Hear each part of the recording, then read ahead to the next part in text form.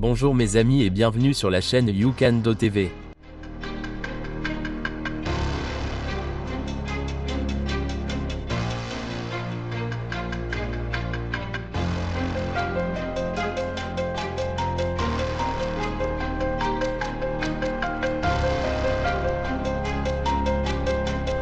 La Raw Tower 2, qui culmine à 205 mètres et compte 50 étages, est le plus haut bâtiment de Suisse et une prouesse d'ingénierie remarquable.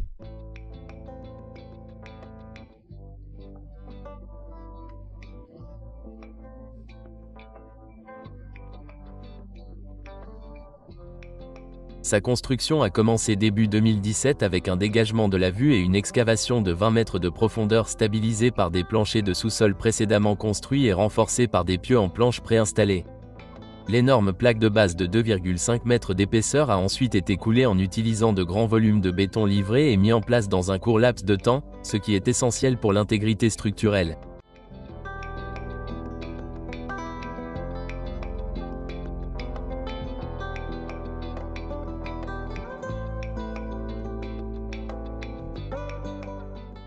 Le noyau central du bâtiment, qui abrite les ascenseurs, les escaliers et les gaines de service, a été construit en premier. En septembre 2018, un système de coffrage grimpant automatique a été installé pour former ce noyau. Ce système de haute technologie comprenait des plateformes de travail, des barrières de protection contre le vent et un système hydraulique, lui permettant de s'élever en même temps que la tour. Chaque cycle impliquait le coulage d'une section de béton de près de 4 mètres de haut, puis le levage du coffrage pour l'étape suivante. Les ouvriers étaient protégés des fortes rafales par des barrières anti-vent au fur et à mesure de la construction.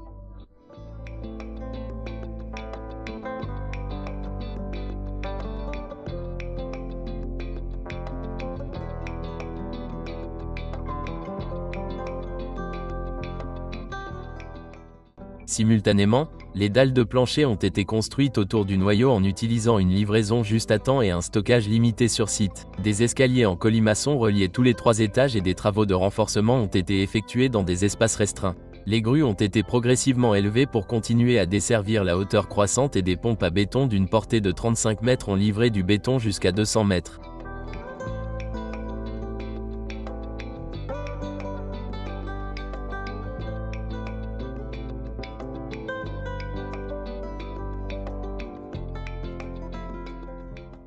Le noyau s'est rétréci au 21e puis au 45e étage, ce qui a nécessité le démontage et la reconfiguration du système grimpant. Un plancher technique à double hauteur a également été ajouté au niveau 21, ce qui a présenté des défis supplémentaires en matière de coffrage et de structure. Les panneaux de façade, les escaliers préfabriqués et les systèmes MEP ont été installés en même temps que les travaux de structure, ce qui a nécessité une coordination et un calendrier précis.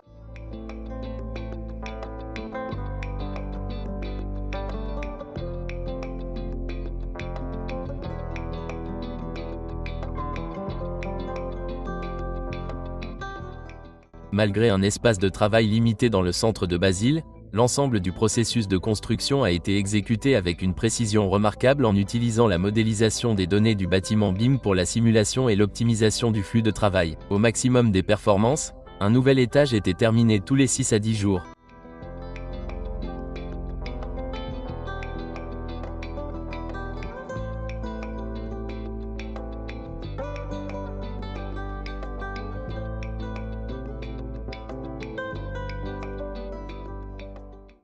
En novembre 2020, les travaux de structure étaient terminés avec 2 mois d'avance.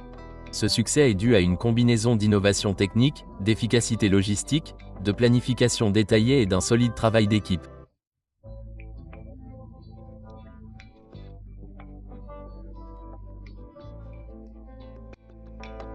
La Raw Tower 2 est désormais non seulement un monument architectural, mais aussi un témoignage de l'excellence de la construction moderne en Suisse, au 815 Pine à Seattle, dans l'État de Washington.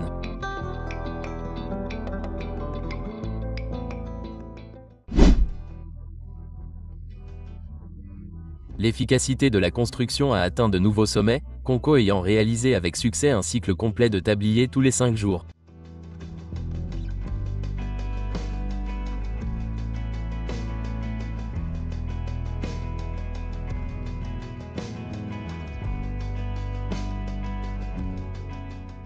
Cette réalisation remarquable est capturée dans une vidéo en accéléré montrant la transition du niveau 34 au niveau 35. Le premier jour, L'équipe a coulé la dalle principale, la dalle centrale, les murs et les colonnes, et a immédiatement commencé à encadrer le tablier pour le niveau 35. Le deuxième jour, le coffrage central a été transféré au niveau suivant, le coffrage des colonnes a été retiré, l'ossature du tablier a été terminée, les éléments de délimitation ont été chargés et les installations mécaniques, électriques et de plomberie ont été lancées. Le troisième jour a été consacré à la poursuite du coffrage MEP, à la pose des coffrages de bordure, à l'installation des rails PSR, des barres d'armature centrale et des barres d'armature du tapis inférieur. Le quatrième jour a consisté à sauter les panneaux périphériques, à installer les câbles de post-tension et à terminer les murs centraux. Au cinquième jour, les équipes avaient installé les systèmes MEP et les tuyaux PEX, formé la dalle supérieure, placé les encastrements nécessaires, chargé les cages d'armature pour les colonnes du niveau suivant et entièrement préparé le tablier pour le prochain coulage.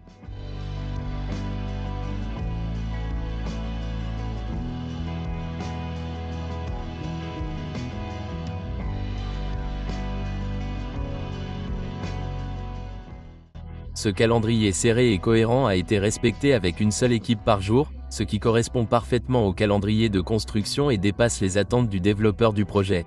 Le 815 PIN est un témoignage de planification, de travail d'équipe et d'exécution à son meilleur.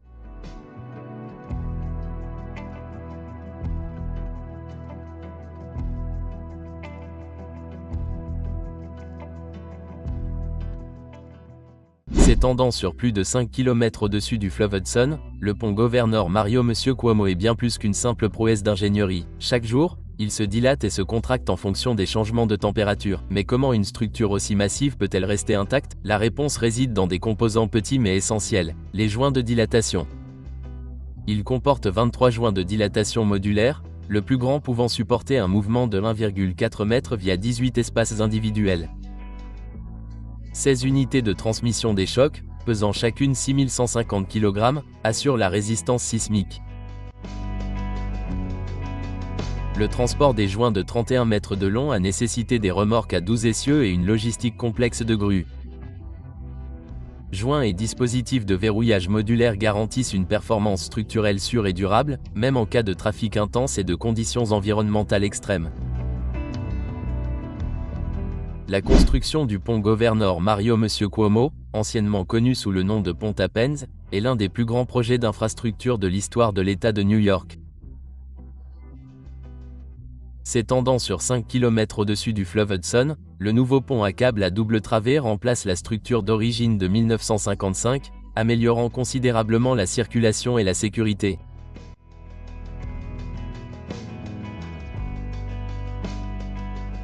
La construction a commencé en 2013 et a nécessité d'importants travaux de terrassement, notamment le battage de pieux pour plus de 1000 supports de fondation atteignant le substrat rocheux sous le fleuve. 2 travées principales ont été érigées à l'aide de 120 câbles ancrés à 4 tours emblématiques, chacune s'élevant à environ 128 mètres au-dessus de l'eau.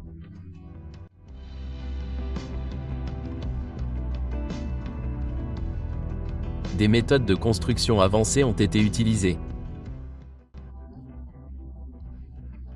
Des grues flottantes géantes ont placé de grands éléments préfabriqués, minimisant ainsi les perturbations du fleuve. D'énormes joints de dilatation modulaire avec des plages de mouvement allant jusqu'à 1,4 m ont été installés pour s'adapter aux variations de température et aux variations sismiques. Chaque segment a été transporté en une seule pièce à l'aide de remorques multi-essieux et soulevé par des grues montées sur barge. Le pont comprend 8 voies pour les véhicules, une piste cyclable, piétonne partagée et des systèmes modernes de surveillance du trafic. Il comprend également 16 unités de transmission des chocs et des dispositifs de verrouillage, améliorant la résistance sismique. Tous les composants ont été soumis à des tests rigoureux pour répondre à des normes de performance strictes.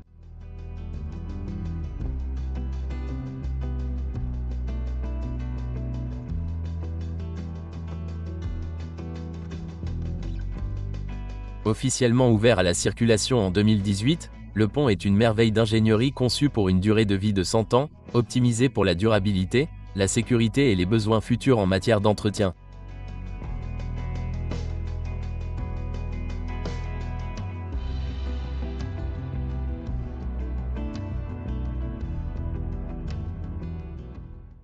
Depuis ses humbles débuts dans les années 1960, Dubaï a subi une transformation époustouflante pour devenir l'une des villes les plus dynamiques et visionnaires au monde. Tout a commencé avec des développements modestes comme l'aéroport de Dubaï et les quartiers côtiers de Jumeirah et d'Al-Quaz.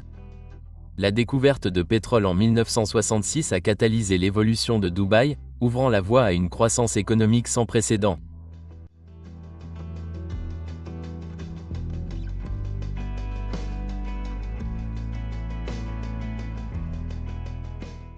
Avec la formation des Émirats arabes unis en 1971, Dubaï a pris des mesures audacieuses en développant des infrastructures commerciales stratégiques telles que le port et la zone franche de Jebel Ali et en lançant Emirates Airlines en 1985. Les années 1990 ont marqué l'aube du tourisme et de l'investissement moderne. Avec l'ouverture du Terminal 2, du Jumeirah Beach Hotel et de monuments tels que Burj Al Arab et Emirates Towers, Dubaï a commencé à redéfinir le luxe et l'ambition.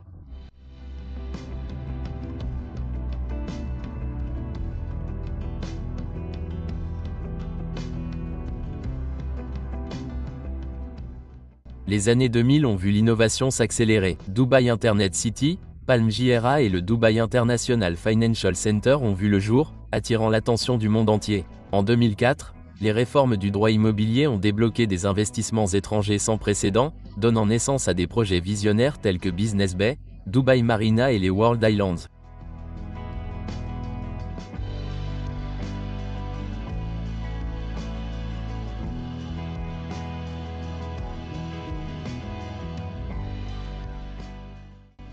Entre 2008 et 2012, les infrastructures et le tourisme ont prospéré. Le Dubai Mall a ouvert ses portes, le Terminal 3 s'est agrandi et la ville a accueilli des millions de visiteurs chaque année. Des projets emblématiques tels que l'Opéra de Dubaï, City Walk et le Dubai Design District ont reflété l'importance croissante accordée à la culture, au design et à la qualité de vie. En 2014, Dubaï avait remporté le titre d'aéroport le plus fréquenté du monde et abritait l'hôtel le plus haut du monde, le JW Marriott Marquis.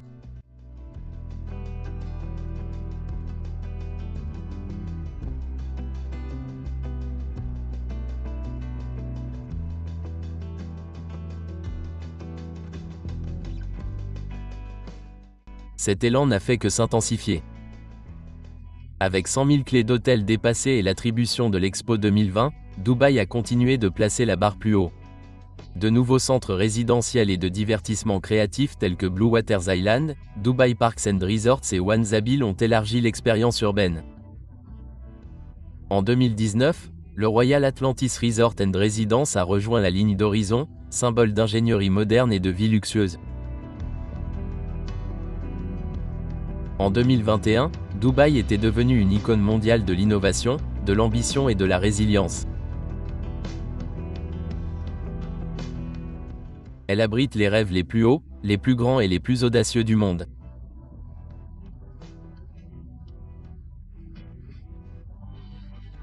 De port pétrolier à merveille architecturale, l'évolution de Dubaï en 6 décennies est l'histoire d'une vision devenue réalité, où l'impossible devient inévitable.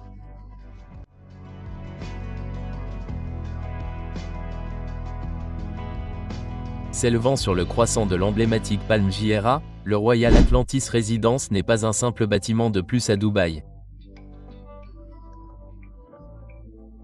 C'est une icône architecturale mondiale en devenir. Cette structure extraordinaire allie un style de vie de villégiature de classe mondiale à des résidences privées ultra luxueuses. Atlantis The Royal Residence redéfinit le style de vie ultra luxueux à Dubaï. Dès votre arrivée, vous êtes accueilli dans un monde où les merveilles de l'ingénierie rencontrent un style de vie élevé.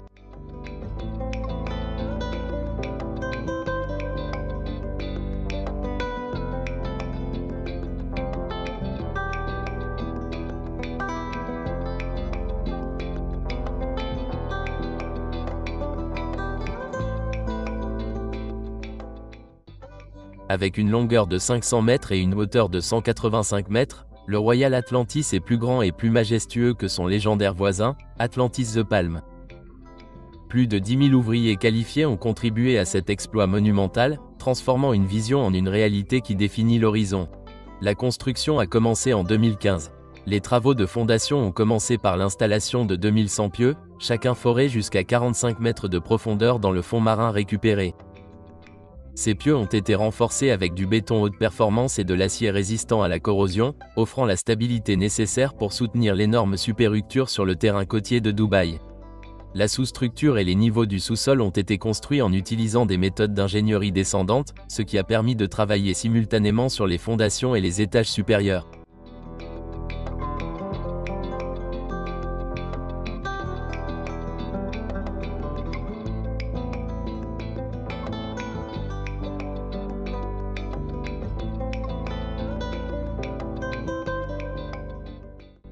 En janvier 2020, l'enveloppe extérieure était terminée avec plus de 90 000 m² de panneaux de verre conçus sur mesure, offrant une efficacité thermique élevée et une vue imprenable sur le golfe Persique et les toits de Dubaï.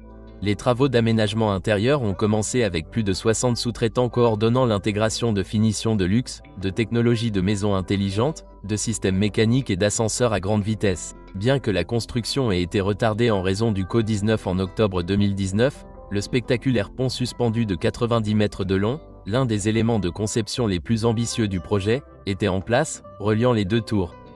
En janvier 2020, la façade en verre était terminée, avec plus de 90 000 m² de verre, soit suffisamment pour couvrir 10 terrains de football de la taille de la FIFA. D'ici février 2022, les 231 résidences auront toutes leurs structures et leurs intérieurs terminés.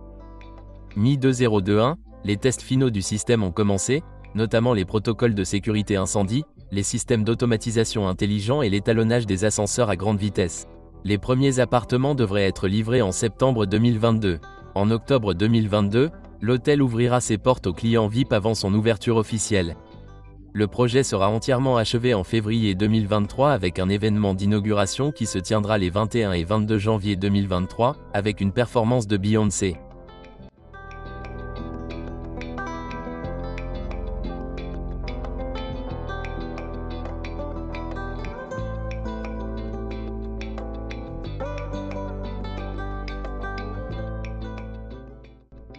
Le Royal Atlantis propose 231 maisons de luxe allant d'élégants appartements de 2 chambres à de vastes suites de 5 chambres avec jardin et vue sur la mer.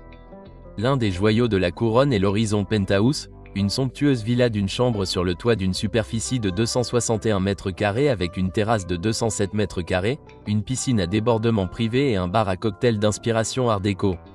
Depuis ce perchoir exclusif, les résidents profitent d'une vue panoramique sur Palm, les toits de Dubaï et le golfe Persique.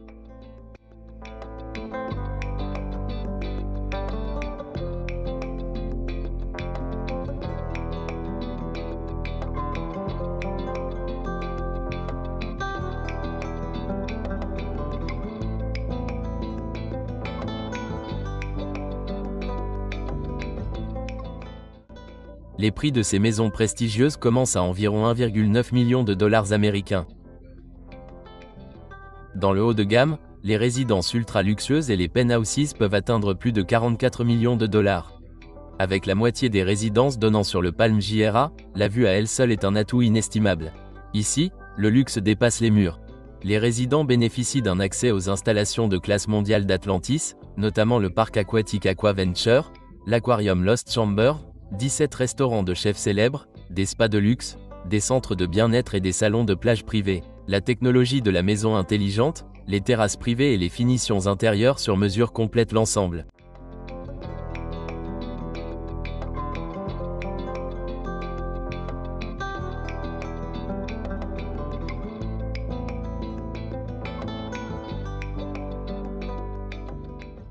Vivre au Royal Atlantis signifie bien plus que posséder une propriété. Cela signifie faire partie d'un style de vie d'élite. De ses fondations profondes au pont suspendu qui relie ses tours, le projet incarne non seulement l'avenir de la vie de luxe, mais aussi l'avenir de ce qui est possible dans la construction moderne.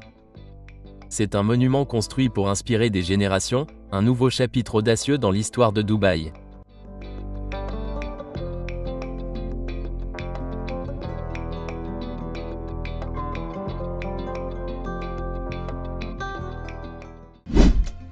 Une étape majeure a été franchie à Ravensbrück sur la ligne principale de la côte ouest, WCML, où un nouveau pont ferroviaire de 5000 tonnes a été installé avec succès pendant le week-end de Pâques.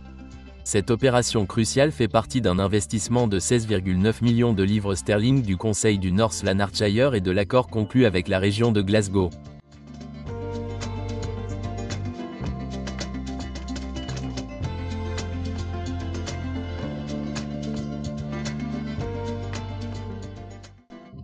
Après près d'un an de préparation, Network Rail et Story Contracting ont commencé à construire en mai 2022 l'immense structure en béton adjacente au WCML. Du 1er avril aux premières heures du 10 avril, les ingénieurs ont travaillé sans relâche pendant une fermeture de ligne prévue de 9 jours pour mener à bien ce déplacement complexe.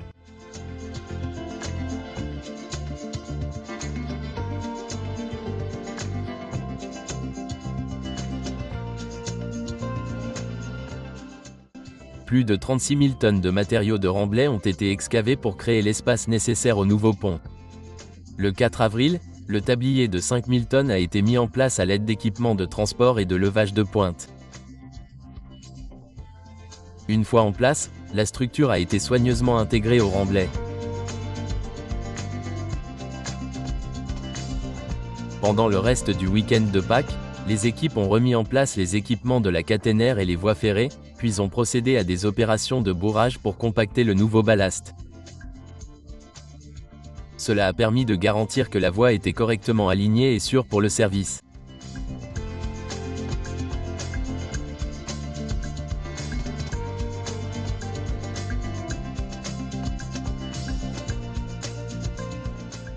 Grâce à une planification minutieuse et à un travail d'équipe 24 heures sur 24, la ligne a été rouverte avec succès le 10 avril dans les délais impartis, marquant ainsi une avancée majeure dans la livraison des infrastructures ferroviaires au Royaume-Uni.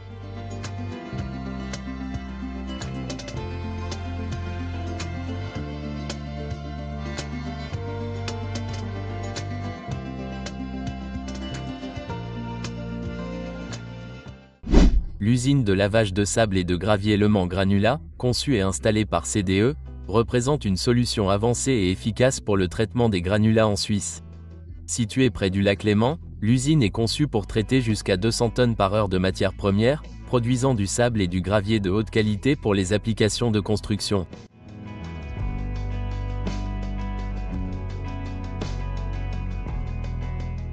Le processus commence par l'introduction de matières premières dans une trémie et leur transfert par convoyeur vers une unité de criblage primaire. Les matériaux surdimensionnés sont séparés tandis que les fractions plus petites continuent vers une étape de lavage et de classification.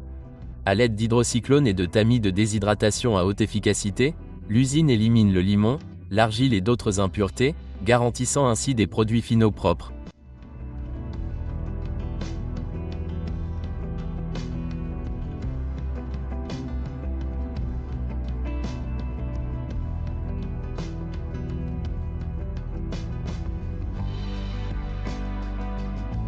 L'eau recyclée est un élément clé du système.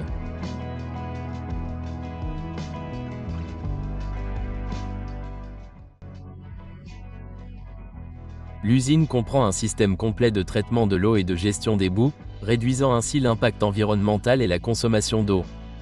Les produits finaux comprennent plusieurs qualités de sable et de gravier stockés via des convoyeurs radiaux actionnés par un train converti.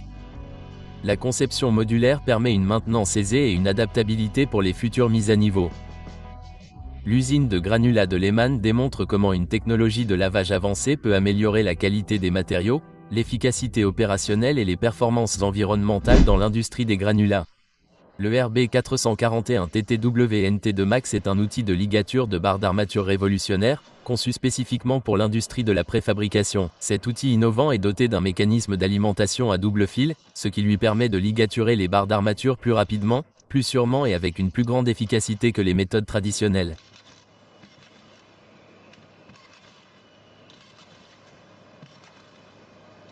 Sa conception compacte et son corps léger réduisent la fatigue de l'opérateur tout en garantissant une qualité de ligature constante dans des milliers d'applications.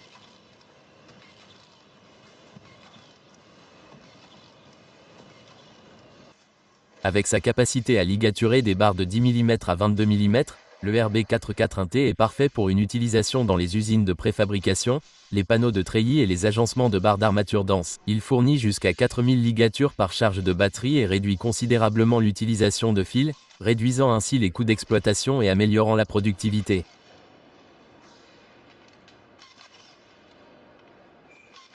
Idéal pour les environnements industriels exigeants, le RB441T Twintier est la solution ultime pour un ligature de barres d'armature plus rapide, plus sûr et plus efficace dans la préfabrication moderne.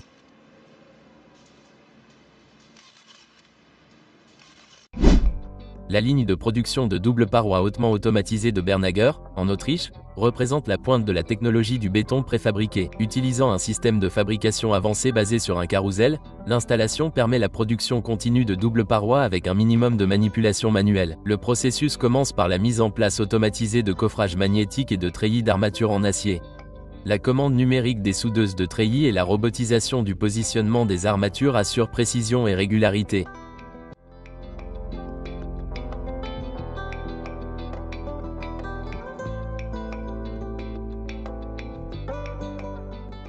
Une fois la première couche de paroi coulée, la surface du béton subit un processus de durcissement contrôlé.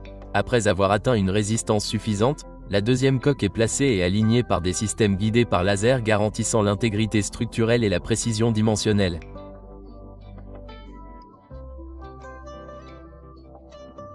L'ensemble du cycle est synchronisé par un système intégré d'exécution de la fabrication de béton qui optimise la vitesse de production, le suivi des matériaux et l'assurance qualité en temps réel.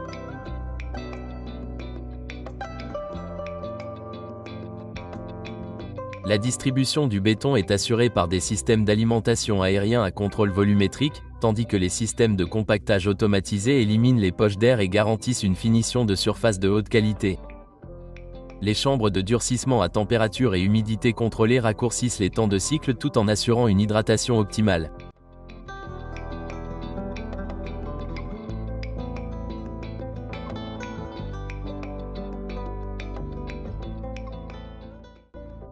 Cette ligne de pointe prend en charge la fabrication de murs d'une longueur maximale de 12 mètres et s'intègre parfaitement aux données de conception CAO BIM pour une personnalisation juste à temps.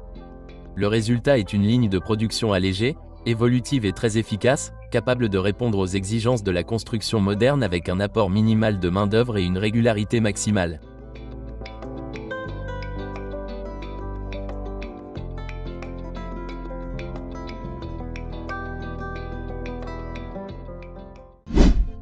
L'assemblage d'une maison de ville en construction solide Lipor suit un calendrier précis de 5 jours. Le premier jour, les murs du rez-de-chaussée sont érigés directement sur la dalle de base thermo-isolée. Le deuxième jour consiste à terminer le renforcement et les installations électriques, puis à positionner le plafond du rez-de-chaussée. Le troisième jour, le plafond est bétonné pour former une plateforme solide pour le niveau suivant. Le quatrième jour voit l'installation de l'étage supérieur et des murs. Le cinquième jour, la structure du toit est assemblée pour terminer l'enveloppe du bâtiment.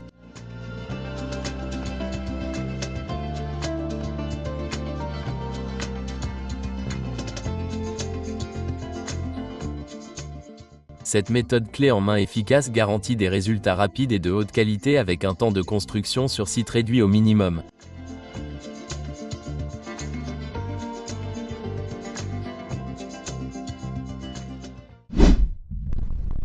Sous la surface de la Terre se trouve une roche formée au cours de millions d'années.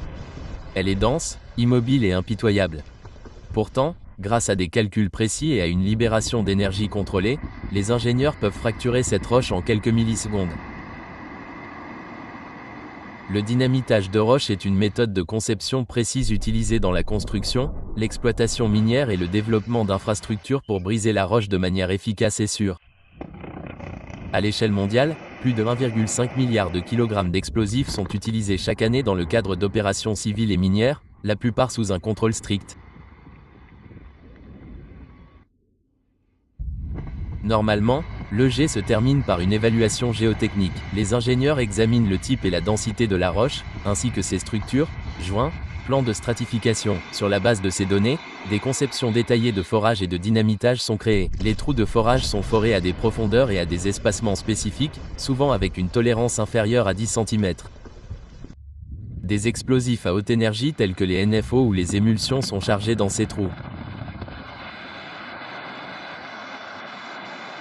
Chaque charge est associée à des détonateurs retardés électroniques ou non électriques, garantissant un tir séquentiel qui réduit les vibrations du sol jusqu'à 70% par rapport à un dynamitage simultané.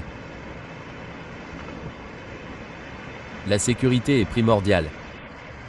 Le dynamitage contrôlé est conforme aux normes internationales telles que IS et BS 5,67. Les sismographes, les barrières anti-projectiles et la surveillance des explosions aériennes protègent les communautés et les infrastructures environnantes. Une zone d'exclusion des explosions est toujours appliquée avant la détonation.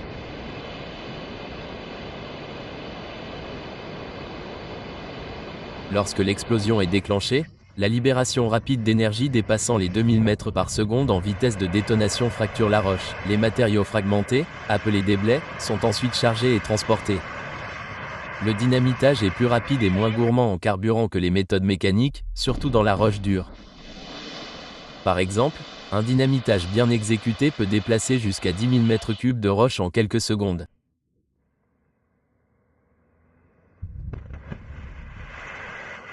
Après l'explosion, les équipes inspectent le front, écaillent les roches et vérifient la fragmentation. Les mesures de suppression de la poussière et de contrôle du bruit garantissent la conformité aux réglementations environnementales. Le dynamitage de la roche n'est pas une destruction, c'est une transformation de précision alimentée par la science et exécutée avec contrôle.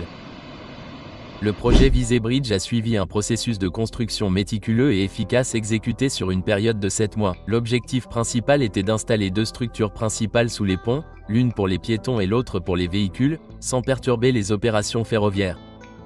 Les travaux ont commencé par la préparation du site et la construction hors site des 2 ponts à l'aide de techniques de coulage humide. Plus de 700 m3 de béton ont été utilisés pour construire ces structures massives pesant au total 2100 tonnes. Elles ont été construites à proximité de leur emplacement final afin d'éviter d'interférer avec les opérations ferroviaires en direct. Les équipes ont travaillé jour et nuit pour retirer 21 000 tonnes de terre et la voie ferrée existante. À l'aide de systèmes de transport modulaires, les 2 ponts préfabriqués ont été lentement enfoncés jusqu'à leur emplacement final avec une grande précision. Une fois en place, les opérations de remblayage ont commencé, nécessitant 14 000 tonnes de pierres importées. Par la suite, 400 mètres de voies ferrées ont été remis en état, ce qui a permis de reprendre les services ferroviaires dans les délais prévus avec un minimum de perturbations. L'exécution réussie de ce cycle de construction, la planification, la fabrication hors site, l'enlèvement de la terre, l'installation, le remblayage et le remplacement de la voie ont démontré une coordination exceptionnelle et une excellence en ingénierie. La construction de conduits en rangée est un élément essentiel des infrastructures souterraines conçues pour protéger et organiser les conduits électriques et de communication. Au cours de ce processus, plusieurs conduits, souvent en PVC ou en PEHD, sont disposés avec précision et solidement fixés en position à l'aide de barres d'acier et de liens métalliques plutôt que de s'appuyer uniquement sur des murs de tranchées.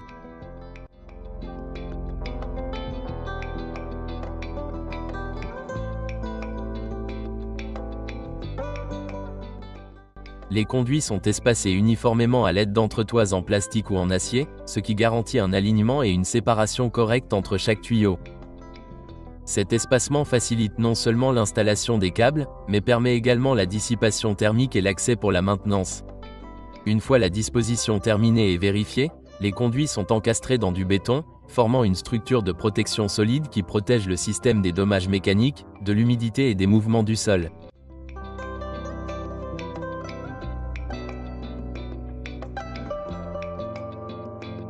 Le béton est généralement fourni par un camion-citerne spécialisé et est réparti sur toute la longueur du faisceau de conduit via une auge ou un pulvérisateur de béton.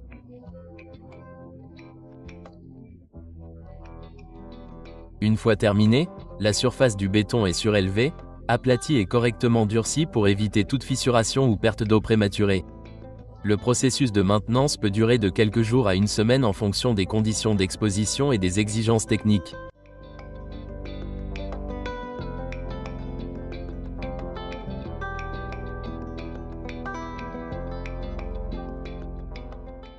Cette méthode garantit la durabilité, la sécurité et l'efficacité à long terme des infrastructures de câbles souterrains dans les environnements urbains et industriels.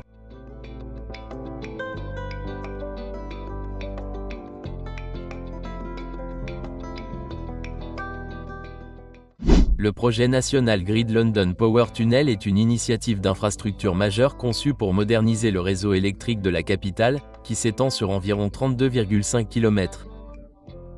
Le projet implique la construction de tunnels souterrains profonds, généralement à 30 mètres sous terre, pour abriter des câbles haute tension de 400 kV.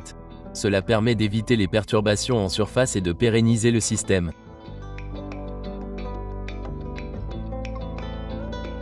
La construction commence par le creusement de puits verticaux pour l'accès. Les tunneliers creusent ensuite le tracé et installent des segments en béton préfabriqués pour former le revêtement du tunnel. Les câbles sont installés à l'aide de tambours de câbles spécialisés et de systèmes de refroidissement avancés pour gérer la chaleur. Les travaux comprennent plusieurs têtes de puits pour la ventilation et la maintenance, ainsi que des sous-stations de commutation isolées au gaz J. Le projet joue un rôle essentiel dans le remplacement des systèmes de câbles vieillissants posés dans les années 1960, améliorant ainsi la fiabilité et la capacité pour répondre à la demande énergétique croissante de Londres.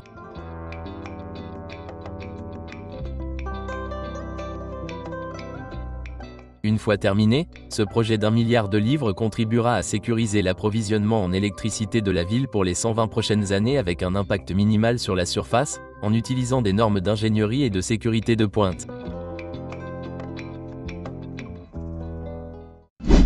Le tunnel Lee est un projet d'ingénierie majeur conçu pour empêcher plus de 16 millions de tonnes d'eau usée de pénétrer dans les eaux fluviales chaque année. La construction a commencé en 2010 à Beckton avec un puits d'entraînement de 75 mètres de profondeur. Un tunnelier TBM sur mesure, baptisé Buzy Leasy, a été fabriqué en Allemagne et assemblé sur place. Le tunnelier a creusé en continu sous Londres, créant un tunnel de 6,9 km de long tout en installant simultanément des anneaux de béton pour former les parois du tunnel, soit plus de 4000 au total.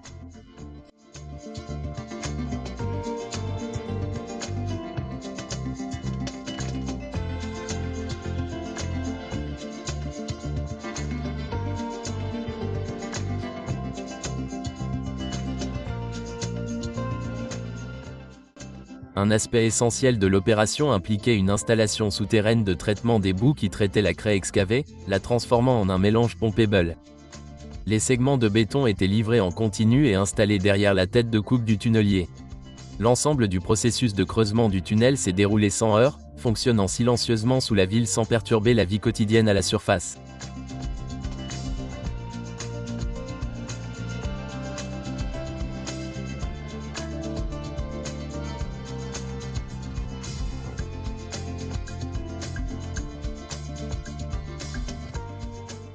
Avec plus de 4,5 millions d'heures de travail et 30 000 segments de béton utilisés, le projet constitue une réalisation majeure en matière d'infrastructures modernes. Les opérateurs le décrivent à la fois comme un défi technique et une récompense. Le Lee Tunnel ne répond pas seulement à la capacité obsolète des égouts victoriens de Londres, mais représente également une étape importante dans le génie civil, améliorant la protection de l'environnement et la résilience urbaine pour les décennies à venir.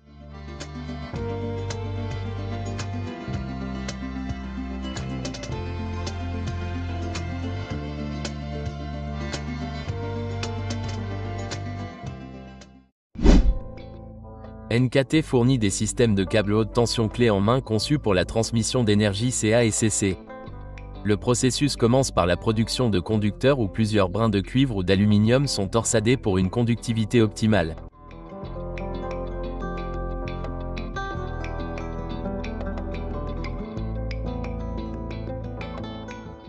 Ensuite, le conducteur est recouvert d'une isolation XLP à l'aide d'une ligne d'extrusion verticale, ce qui garantit une résistance diélectrique élevée. Le traitement thermique élimine les gaz résiduels de la réticulation, ce qui améliore la fiabilité à long terme. Un écran de plomb est appliqué pour bloquer l'humidité et fournir un blindage électrique, suivi d'une gaine en polyéthylène pour la protection mécanique. Lors de l'assemblage vertical, 3 âmes isolées et des lignes de communication, si nécessaire, sont regroupés en un câble sous-marin CA complet. Le blindage avec des fils d'acier garantit la résistance à la traction et à la corrosion pour les environnements sous-marins. Tous les câbles sont testés sur toute leur longueur en usine pour garantir leur performance et leur intégrité.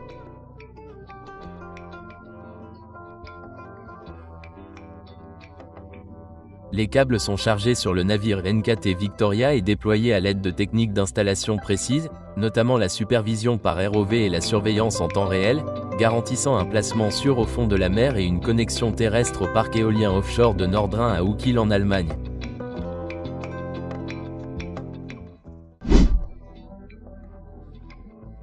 NBMS, une société de Boskalis, a réalisé l'installation du câble d'exportation de 26,5 km en utilisant un câble ABB de 155 kV. Le projet comprenait l'atterrissage à terre, la pose et l'enfouissement simultané à l'aide de la trancheuse BSS2 sur mesure capable d'enfouir jusqu'à 6 mètres et de tirer le câble à travers des gaines HDD.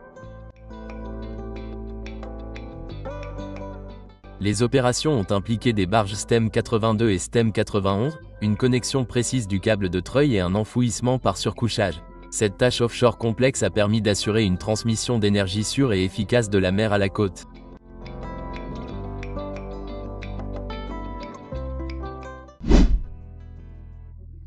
Le projet Nordlink relie l'énergie hydroélectrique norvégienne à l'énergie éolienne allemande via un câble CCHT haute tension de 600 km passant sous la mer du Nord.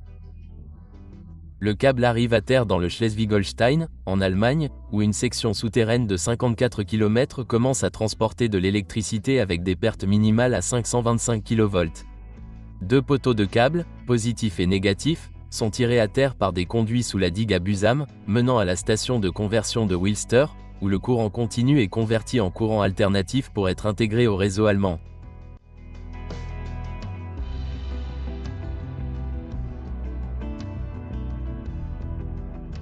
Chaque tranchée, d'une profondeur de 1,6 à 1,88 mètres et d'une largeur maximale de 3,9 mètres, est creusée avec soin afin de préserver les couches de sol. Des enrouleurs de câbles pesant jusqu'à 50 tonnes chacun sont transportés de nuit à l'aide de véhicules lourds. Les câbles sont posés dans des tranchées sur des blocs à rouleaux, puis encastrés dans un lit de sable.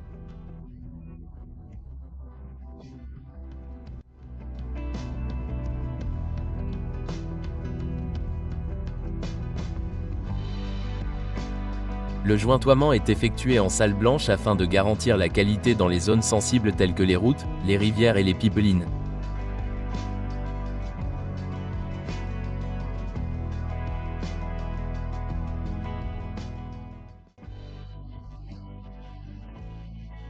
Le forage directionnel horizontal, FDH, est utilisé, nécessitant plus de 400 trous de forage pour franchir en toute sécurité 200 obstacles, dont un forage de 560 mètres sous le canal de quille. Des mesures de sécurité telles que des bandes et des plaques d'avertissement sont installées au-dessus du câble.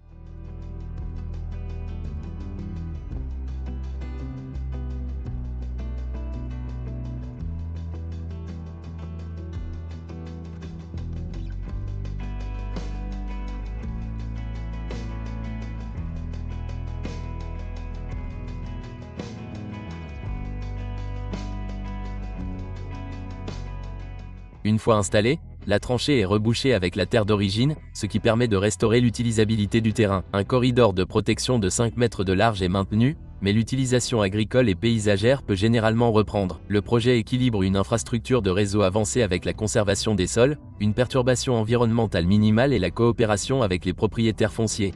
Avec une capacité de plus de 1400 MW, Nordlink peut alimenter 3,6 millions de foyers, jouant un rôle essentiel dans la transition énergétique de l'Europe. Le parc éolien offshore de Sandbank, situé dans la zone allemande adjacente au parc éolien de Dantisk, est conçu pour exploiter la puissance de la mer du Nord avec 72 éoliennes générant une capacité totale de 288 MW.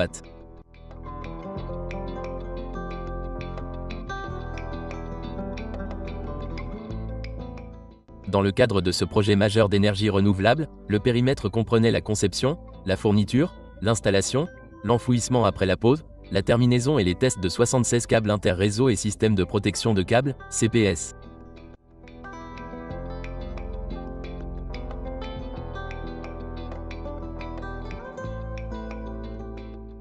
Utilisant des câbles inter-réseau de 33 kV, Bascalis a déployé des navires spécialisés, notamment le Steamy Spirit et l'Endurance pour la pose des câbles et l'Endeavour pour les opérations d'enfouissement après la pose.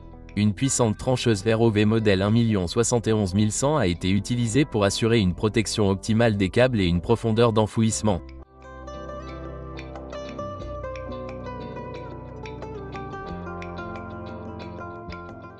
Le processus d'installation impliquait une pose en surface et des tirages précis au point d'entrée des éoliennes, suivi d'un enfouissement sous-marin pour protéger l'infrastructure des contraintes environnementales et mécaniques. Chaque connexion de câble a été terminée et testée pour garantir l'intégrité du système et ses performances à long terme. Cette opération offshore complexe démontre l'intégration de l'ingénierie marine, des systèmes électriques et de la robotique sous-marine, permettant un transfert d'énergie sûr et efficace sous la mer.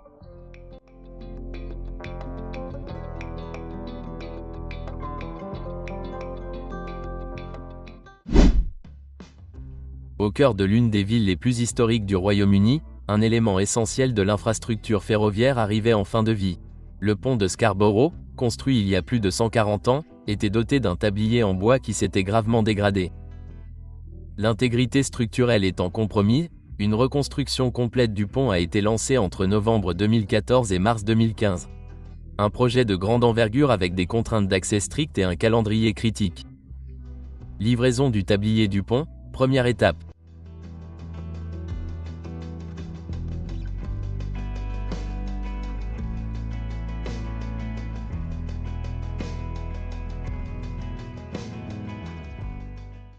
Avant l'installation, 4 nouveaux tabliers de pont en acier résistant aux intempéries ont été fabriqués hors site et livrés dans le cadre d'une logistique contrôlée. Leur arrivée a marqué le début d'un effort étroitement coordonné, chaque tablier étant conçu pour durer et nécessiter peu d'entretien tout au long du nouveau cycle de vie du pont. Deuxième étape, assemblage de la grue sur chenille.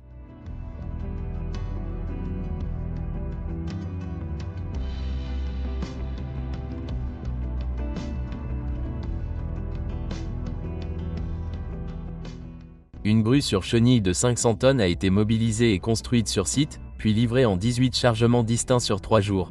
Jusqu'à 400 tonnes de contrepoids ont été utilisées, tout assemblé à proximité immédiate de bâtiments résidentiels, ce qui a nécessité une logistique et une planification de la sécurité précise.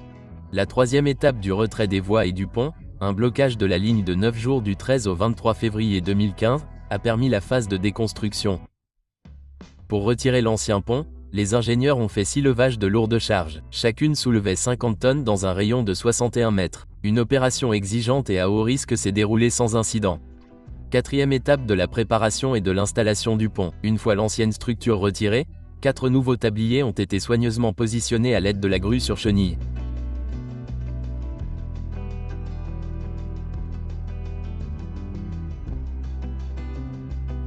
La construction en acier résistant aux intempéries garantit la longévité, réduisant ainsi la maintenance future.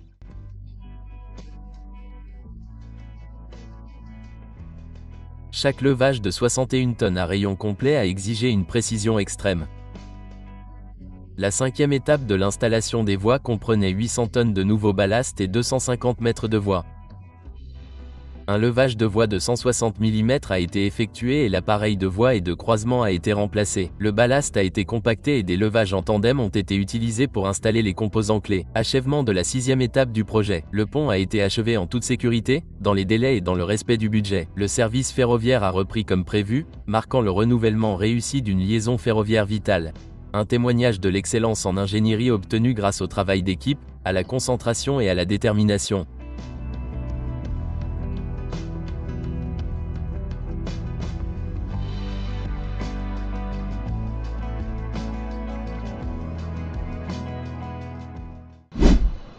Dans les opérations modernes d'extraction du charbon, les engins lourds comme la pelle hydraulique XCMG XE7000 jouent un rôle central. Avec un poids en ordre de marche massif de plus de 660 tonnes et une capacité de godet allant jusqu'à 45 mètres cubes, la XC7000 est conçue pour l'exploitation minière à ciel ouvert à grande échelle. Son puissant système hydraulique lui permet de creuser, de charger et de déplacer rapidement et efficacement d'énormes quantités de charbon et de morts-terrain.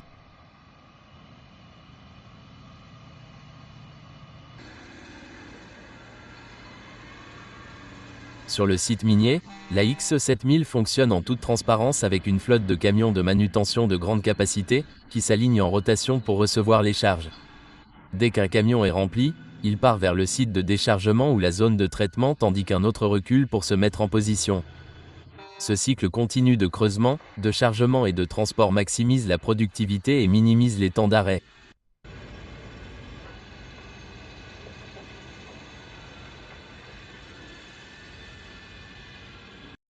Les opérateurs et les ingénieurs surveillent de près tous les systèmes, garantissant que les machines fonctionnent en toute sécurité et efficacement dans des conditions difficiles.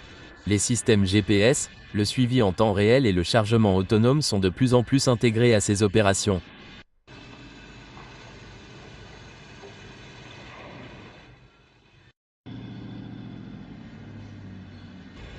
Ensemble, le XC7000 et sa flotte de soutien constituent l'épine dorsale de l'extraction de charbon à haut rendement, fournissant du combustible brut pour les besoins énergétiques mondiaux avec précision et puissance.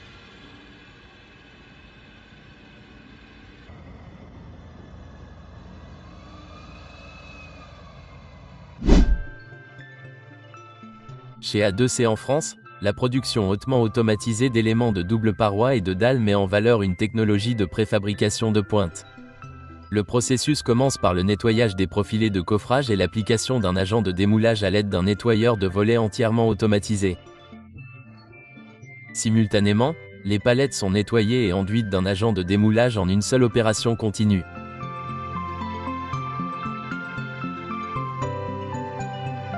Le robot multifonction SmartSet identifie et stocke les profilés de coffrage avant de les positionner avec précision avec les composants intégrés à grande vitesse.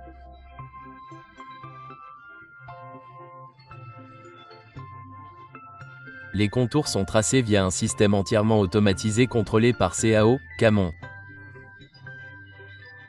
Des postes de travail manuels sont disponibles pour placer des inserts supplémentaires si nécessaire.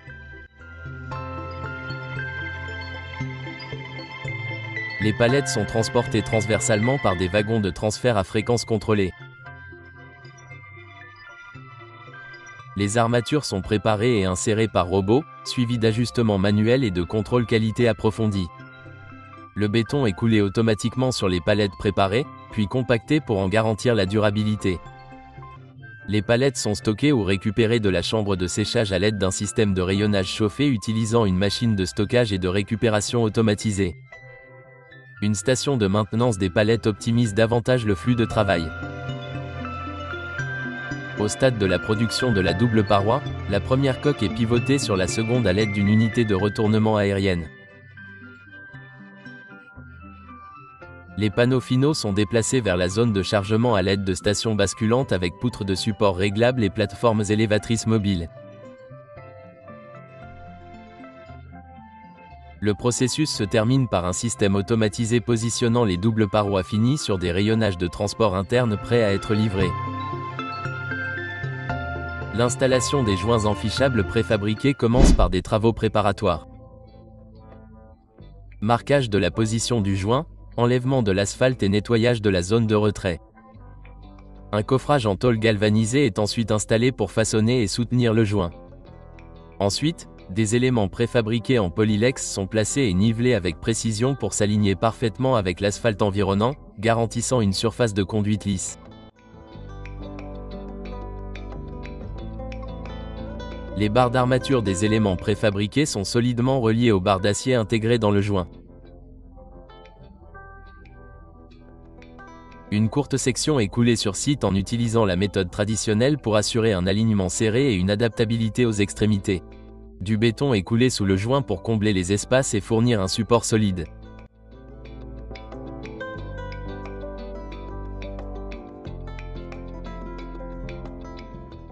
Avant le scellement, un apprêt est appliqué pour réactiver le matériau en polyuréthane PU, ce qui permet de combler les espaces restants avec un produit d'étanchéité durable. On ajoute des cornières d'acier et des barres d'armature si nécessaire, puis on nivelle minutieusement pour épouser la surface préfabriquée. Une dernière couche de POLYLEX est appliquée pour assurer l'intégrité structurelle et la flexibilité.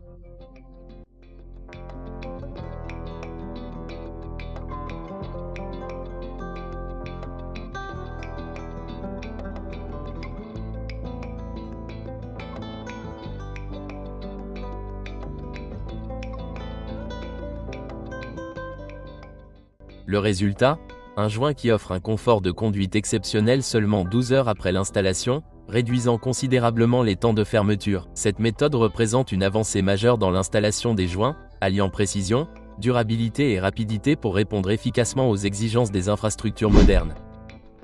Après 26 ans de service, le viaduc d'Yverdon sur l'autoroute A5 en Suisse a subi un remplacement de joints de dilatation. Les joints de volets roulants d'origine ont été retirés et remplacés par 12 joints à enture multiples de type Tensoflex RC offrant un mouvement de 300 à 600 mm et une réduction significative du bruit. Fabriqué par MEIBA à Bullock, chaque sous-structure de 6 tonnes a été transportée sur site. Sur place, les anciens joints ont été retirés, le renfoncement nettoyé et de nouvelles barres d'armature ont été positionnées. Les sous-structures ont été soudées par points, bétonnées et imperméabilisées. Des trous ont été soigneusement découpés dans la membrane pour l'ancrage. Des plaques à doigts de 50 cm de large ont été installées, boulonnées et scellées. Enfin, les joints ont été recouverts pour rester propres avant la réouverture.